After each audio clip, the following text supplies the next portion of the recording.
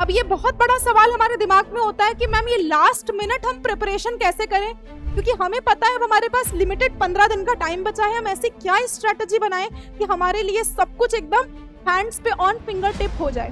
PYQ तो तुम्हें लगाना ही है। अगर हम ऑर्गेनिक की बात करें, बेटा पूरी एनसीईआरटी केमिस्ट्री की पढ़ डालो। स्ट्रेटजी के अलावा ये सारी स्ट्रेटजी धरी की धरी रह जाएगी अगर तुम क्या नहीं करोगे। हेलो बच्चों, क्या हाल चाल, सब बढ़िया। पेपर आने वाला है नीट 2025 का और उसको आने में बचे हैं मात्र 15 दिन। अब ये बहुत बड़ा सवाल हमारे दिमाग में होता है कि मैम ये लास्ट मिनट हम प्रिपरेशन कैसे करें, क्योंकि ज्यादातर क्या है, हम एंजाइटी में डूबे हुए हैं, हम बहुत सोच रहे हैं, हम ओवर थिंकिंग कर रहे हैं कि ऐसा लास्ट मिनट हम क्या करें जो हमें बहुत फायदा करे, जिससे हमारा नंबर बढ़े 100, 200, 150। और जो बच्चे हमारे बिलो एवरेज है, जिनके मार्क्स कम आ रहे हैं, उनके दिमाग में बहुत बड़ा सवाल है कि मैम ये बता दीजिए कि 15 दिन में हम 360 नंबर कैसे लाएं, क्योंकि 720 लाना तो अब पॉसिबल नहीं है। जो वो 720 उसी का आएगा जो पूरे साल और इस आखिरी के महीने में ना जीत तोड़ के मेहनत करेगा। और मान लो तुमने जीत तोड़ मेहनत कर ली पूरे साल और लास्ट का जो ये महीना है इसको ऐसे ही वेस्ट कर दिया, तो तुम्हारा नंबर बेटा उठने की बजाय गिरना शुरू हो जाएगा।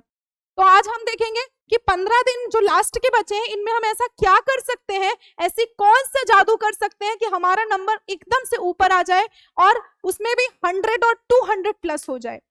देखो, सबसे पहले तो हमें अच्छे से पता है कि हमें सबसे पहली चीज है जो कौन सी है, अवॉइड करनी चाहिए, वो है हमारा सोशल मीडिया। आजकल सबसे बड़ी दिक्कत है सोशल मीडिया की।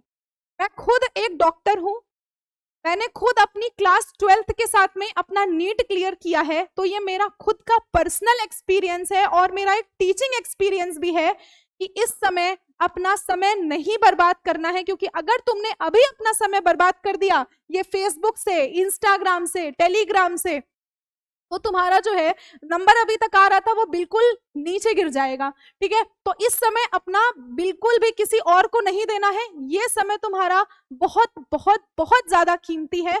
तो इसको हम, ये फेसबुक जो तुम्हारे फोन में है इसको तुरंत अनइंस्टॉल कर दो। इंस्टाग्राम पे जो रील स्क्रॉल करते रहते हैं हम आधे घंटे 1 घंटे, इसको बिल्कुल खत्म करना है। और टेलीग्राम, बेटा टेलीग्राम में तुमको इस समय लास्ट के 15 दिन में कोई घुट्टी नहीं मिलेगी कि कैसे तुम नंबर बढ़ाओ, क्या कर लो, क्या पढ़ लो, तो ये टेलीग्राम भी बिल्कुल हटा दो। इस समय ये टेलीग्राम भी तुम्हारे किसी काम नहीं आने वाला है।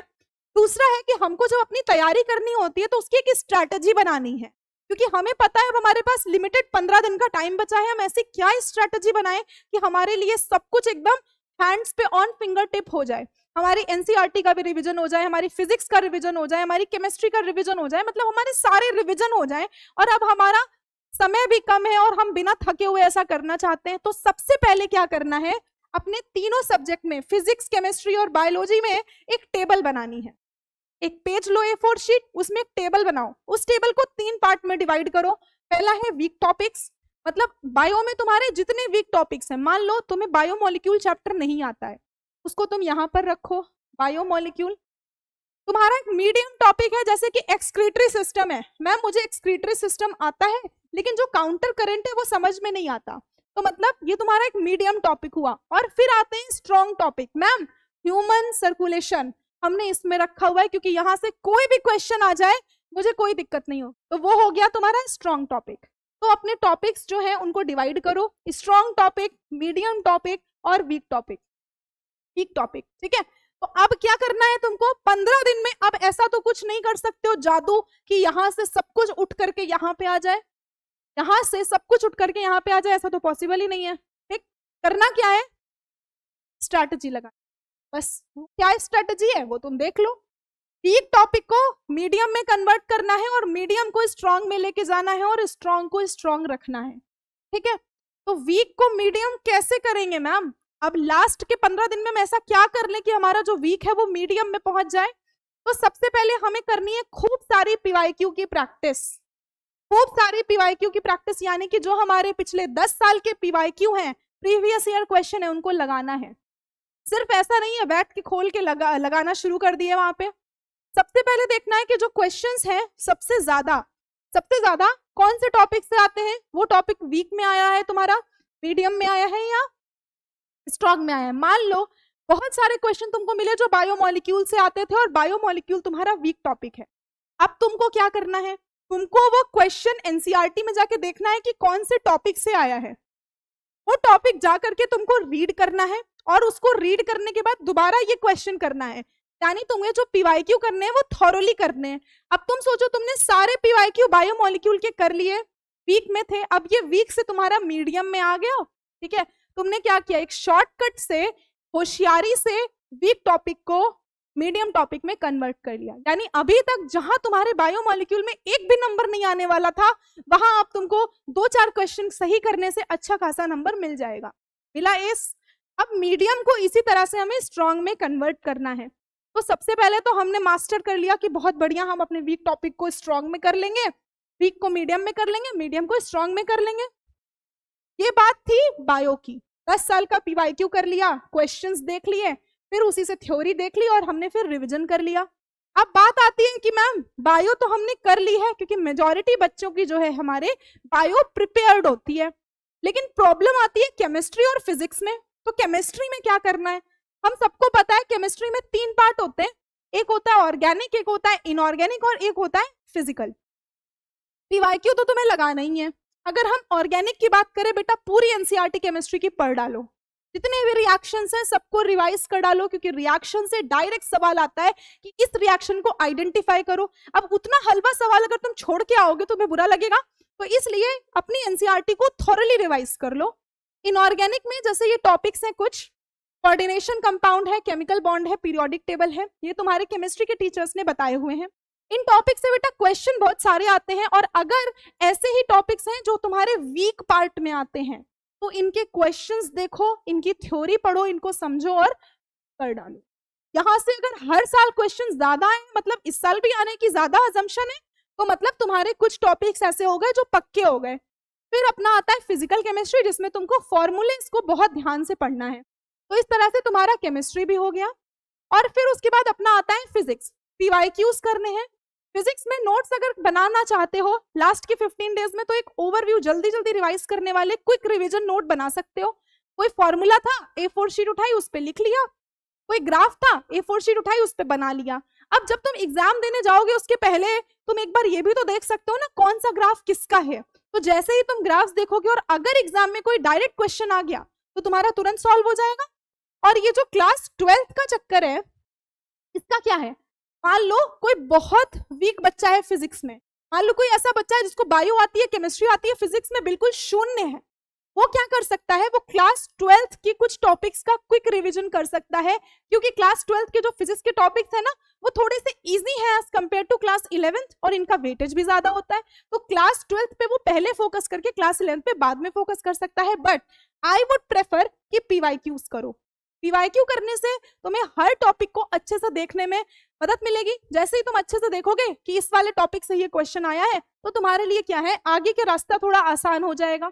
ये सारी बात हो गई कि मैम स्ट्रैटेजी कैसे लगाएं, लास्ट मिनट स्ट्रैटेजी है ये है स्ट्रैटेजी। स्ट्रैटेजी के अलावा ये सारी स्ट्रैटेजी धरी की धरी रह जाएगी अगर तुम क्या नहीं करोगे, अगर तुम डेली पढ़ाई नहीं करोगे। अगर तुमने डेली पढ़ाई करना छोड़ दिया है बच्चों, तो ये हाई टाइम है तुम्हें, अगर इस समय भी एग्जाम के 15 दिन पहले भी तुमको अगर मोटिवेशन लेना पड़ रहा है, बाहर से मोटिवेशन लेना पड़ रहा है, तो मतलब ये बहुत ही बुरी हालत है। अभी तुमको बाहर से मोटिवेशन की जरूरत नहीं है, अभी तुमको रिवीजन चाहिए, तुमको डेली स्टडी चाहिए। तुम्हें फिजिक्स, केमिस्ट्री और बायो की जो अपनी स्ट्रैटेजी हमने बनाई है, उस स्ट्रैटेजी को फॉलो करना है, डेली फॉलो करना है। इसके अलावा बेटा हेल्दी डाइट भी खाना है, अच्छा खाना खाना है, हेल्दी डाइट खानी है। हेल्दी डाइट के अलावा नेवर एवर स्लीप। बेटा 12 बजे से लेकर के शाम के 6 बजे तक कभी सोना बंद कर दो, ठीक है। डू नॉट स्लीप, इसमें मत सोना, इसमें सोना मना है। क्यों मना है इसमें सोना? 12 बजे से लेकर के 6 बजे के बीच में तुम्हारा सोना मना है, क्योंकि यही वो टाइम है जब तुम एग्जाम हॉल में बैठ के पेपर दे रहे होगे। इस टाइम में तुमको क्वेश्चन सॉल्व करने हैं, इस टाइम में बैठ के घर में क्वेश्चन पेपर सॉल्व करो, ताकि जब तुम मेन एग्जाम में सेंटर पे बैठे हो तो तुम्हारा दिमाग इसी तरह से एक्टिव काम करे। तो 12 से 6 के बीच में सोना नहीं है, क्वेश्चन सॉल्व करने हैं। अच्छा, कुछ बच्चे हैं मैम मैं ना रात में पढ़ता हूँ, दिन में सोता हूँ, बेटा तुम चाहे जितना तुम कोई दिक्कत नहीं है, मैं भी अपने प्रिपरेशन फेज में थी तो मैं रात भर पढ़ती थी, दिन में सोती थी। आजकल के टाइम में यानी ये जो 15 दिन का टाइम है, इसमें तुम चाहे जितना रात में सोए हो, मतलब रात भर पढ़ के जितनी भी देर में सोए हो, उसमें भी तुमको सुबह 8 या 9 बजे तक उठ जाना है और अपनी दिनचर्या बनानी है। अपनी एक दिनचर्या तुम्हें लास्ट के 15 डेज में फॉलो करनी पड़ेगी, ताकि तुम्हारा दिमाग एग्जाम डे वाले दिन इस समय में बहुत अच्छा काम करे। ठीक है। इसके अलावा एक ईश्वर है जो सबका होता है, इष्ट होता है जो सबका होता है। उस इष्ट का नाम लो और उन पे भरोसा रखो, क्योंकि प्रिपरेशन के टाइम पे सबसे ज्यादा एंजाइटी होती है, तुमको सबसे ज्यादा प्रेशर फील होता है। मैम अभी मुझे सब आता है, जैसे ही मैं पेपर देने बैठता हूँ मैं सब भूल जाता हूँ। इस समय अगर बैठ के पेपर सॉल्व करोगे तो एग्जाम डे वाले दिन लिख के ले लो बेटा, एंजाइटी बहुत कम होगी। ठीक है।